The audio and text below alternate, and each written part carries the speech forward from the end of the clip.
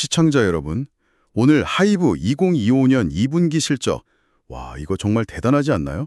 매출이 7,056억 원, 작년 같은 기간보다 10%나 성장했어요. 네, 성장세는 확실히 보였죠. 특히 공연 매출이 1,887억 원으로 무려 31%나 뛰었고요.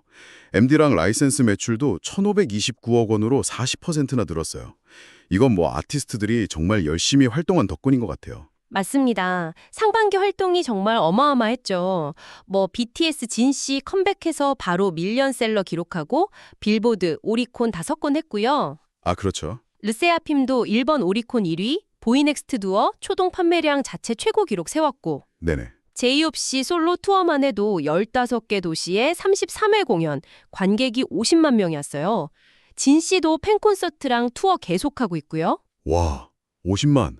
대단하네요.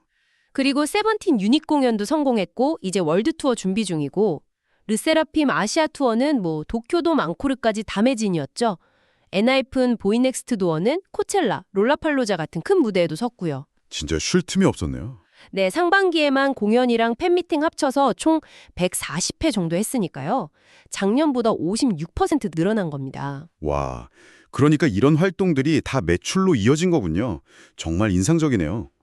근데요. 그렇게 외형적인 성장은 인상적인데 속을 좀 들여다보면 우려되는 지점도 분명히 있어요. 우려되는 점이요? 어떤 거죠?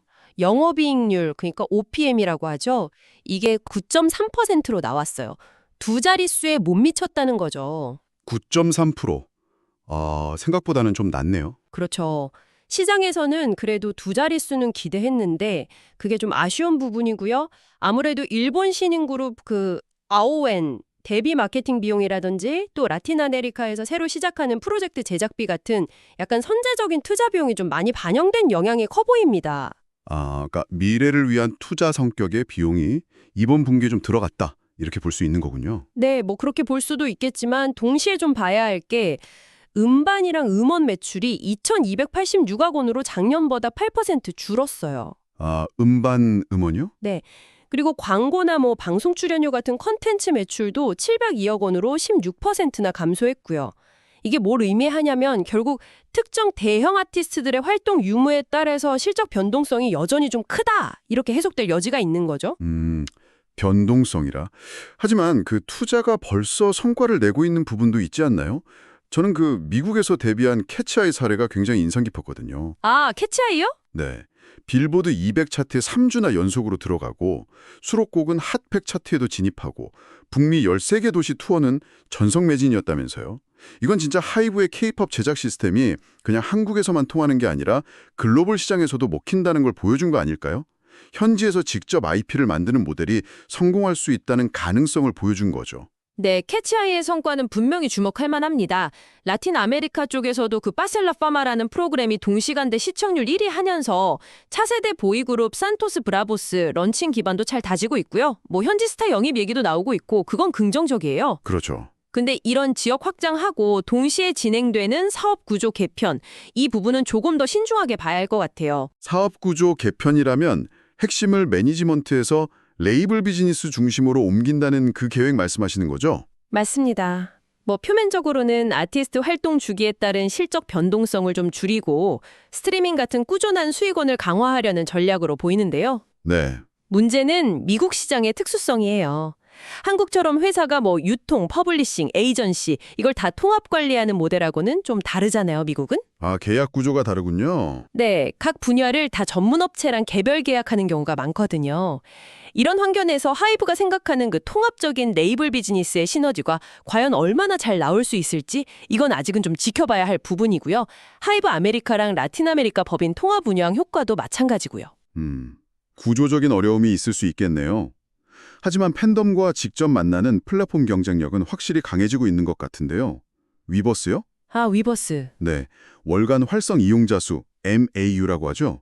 이게 지난 6월에는 BTS 멤버들 복귀 효과로 사상 최고치 1,200만 명을 찍었다고 해요. 2분기 평균으로 봐도 1,090만 명이고요. 결제 금액도 바로 전분기보다 41%나 늘었다고 하고요. 이건 팬덤이 정말 탄탄하다는 증거 아닐까요? 위버스 MAU나 결제액 증가는 확실히 긍정적인 신호죠. 특히 일본의 미세스 그린 애플이나 또 가토리 신고 같은 정말 최정상급 아티스트들이 위버스에 합류하면서 플랫폼 자체의 매력이 좀 더 커진 건 의미가 크다고 봅니다. 맞아요.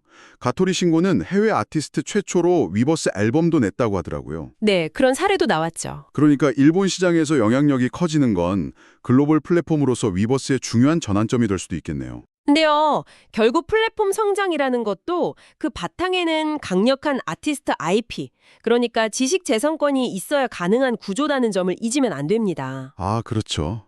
결국엔 아티스트가 중요하죠. 그리고 하반기에는 또 빅히트에서 새 보이그룹 데뷔시키죠. 8월 18일로 예정됐던가요? 라틴팀 산토스 브라보스도 런칭할 거고 이런 신인 그룹들 관련해서 대규모 투자가 또 예정되어 있단 말이죠. 네, 신인들도 기대되긴 해요. 이게 단기적으로는 또다시 수익성에 부담을 줄 수 있는 요인이거든요. 게다가 미국 캣사이랑 라틴 산토스 브라보스 이 두 팀의 프로모션 방식을 각 지역 특성에 맞춰서 좀 다르게 가져간다고 하던데 이게 과연 시너지를 낼지 아니면 운영의 복잡성만 높이는 결과가 될지 좀 효율성 측면에서 지켜볼 필요가 있어 보입니다. 확실히 여러 지역, 여러 사업으로 확장하다 보니 고려해야 할 변수들도 점점 많아지는군요. 네, 그렇습니다. 시청자 여러분, 정리를 좀 해보자면요. 하이브는 지금 음악이라는 본업을 탄탄하게 다지면서 거기에 플랫폼과 기술을 결합해서 글로벌 엔터테인먼트 기업으로 확실히 나아가고 있는 모습입니다. 특히 북미와 라틴 아메리카라는 거대 시장을 공략하기 위해서 현지 시스템에 맞춘 레이블 비즈니스를 구축하고 어떻게든 케이팝의 성공 방정식을 그곳에 이식하려고 하는 전략적인 움직임이 아주 뚜렷하게 보이고요. 위버스를 통한 팬덤 비즈니스 강화도 이 전략의 아주 중요한 축이라고 할 수 있겠죠. 여기서 마지막으로 한번 던져볼 질문은 이겁니다. 하이브가 이렇게 미국, 라틴, 일본 등등 문화도 다르고 시스템도 상이한 여러 지역으로 굉장히 빠르게 확장하고 있잖아요. 동시에 음악, 플랫폼, 게임, AI까지 다양한 사업 영역을 다 아우르려고 하고 있고요.